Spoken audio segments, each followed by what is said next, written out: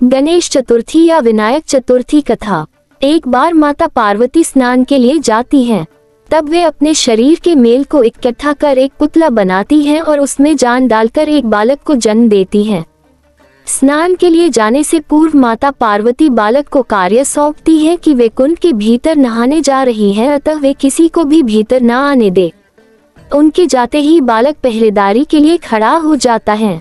कुछ देर बाद भगवान शिव वहां आते हैं और अंदर जाने लगते हैं। तब वह बालक उन्हें रोक देता है, जिससे भगवान शिव क्रोधित हो उठते हैं और अपने त्रिशूल से बालक का सिर काट देते हैं। जैसे ही माता पार्वती कुंड से बाहर निकलती है, अपने पुत्र के कटे सिर को देख विलाप करने लगती हैं। क्रोधित होकर पूरे ब्रह्मांड को हिला देती हैं।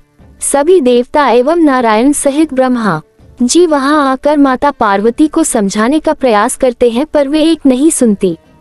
तब ब्रह्मा जी शिव वाहक को आदेश देते हैं कि पृथ्वी लोक में जाकर एक सबसे पहले दिखने वाले किसी भी जीव बच्चे का मस्तक काट कर लाओ, जिसकी माता उसकी तरफ पीठ करके सोई हो।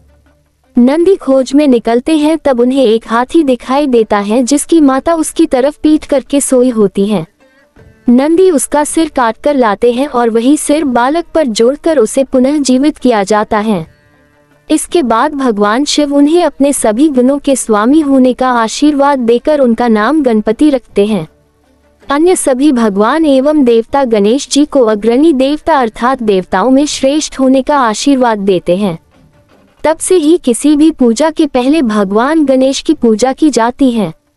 गणेश जी को संकट हर्ता क्यों कहा गया? एक बार पूरे ब्रह्मांड में संकट छा गया। तब सभी भगवान शिव के पास पहुंचे और उनसे इस समस्या का निवारण करने हेतु प्रार्थना की गई। उस समय कार्तिकेय एवं गणेश वहीं मौजूद थे। तब माता पार्वती ने शिव जी से कहा, हे भोलेनाथ, आपको अपने इन दोनों बालकों में से इस कार्य हेतु किसी एक का चुनाव करना चाहिए।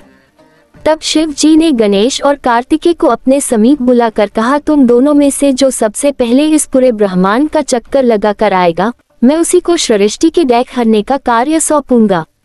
इतना सुनते ही कार्तिकेय अपने वाहन मयूर अर्थात मोर पर सवार होकर चले गए, लेकिन गणेश जी वहीं बैठे रहे। थोड़ी देर बाद उठकर उन्होंने अपने माता पिता की एक परिक्रमा की और वापस अपने स्थान पर बैठ गए।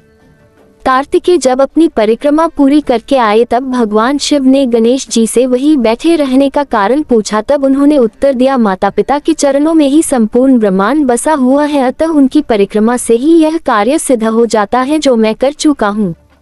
उनका यह उत्तर सुनकर शिव जी बहुत प्रसन्न हुए एवं उन्होंने गणेश जी को संकट हरने का कार्य सौंपा।